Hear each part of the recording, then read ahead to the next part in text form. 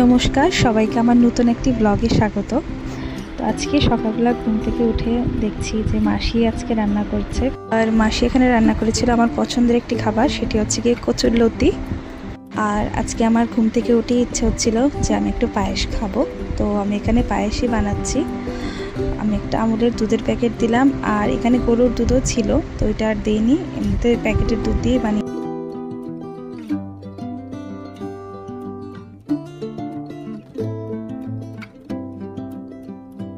তো পায়েসটা করে প্রথমে আমি আগে পায়েস খেয়েছিলাম। পায়েস খেয়েও আমার খিদা লাগছিল, তো আমি খেয়েছিলাম একটু নুডলস।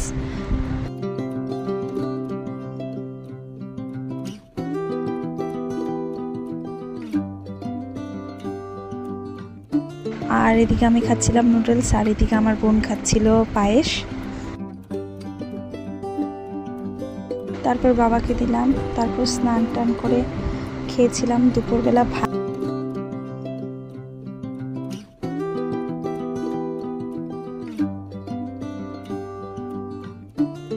তারপর মাকে বলেছিলাম যে রাতের খাবারটা আমি বানাবো, আর রাতে আমি বানাবো ঢেঁড়সের একটা রেসিপি, আর সাথে বানাবো আলুর দম, আর বানাবো বাসন্তী পোলাও। আর কালকে যেহেতু আছে আমাদের একাদশী, তো আজকেই সবটা খাবার খেয়ে শেষ করতে হবে, তার জন্য খুব অল্প পরিমাণেই সব রান্না করব।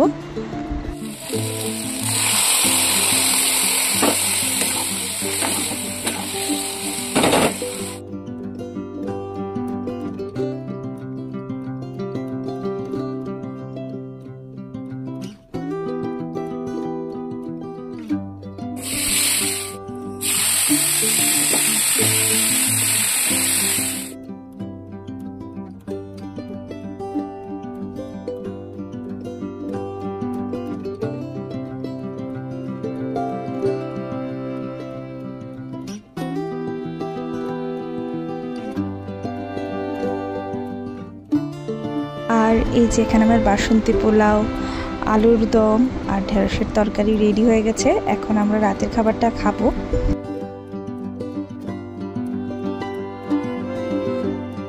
রাতের খাবার খেয়ে নেওয়ার পর আমি করবো একটু স্কিন কেয়ার।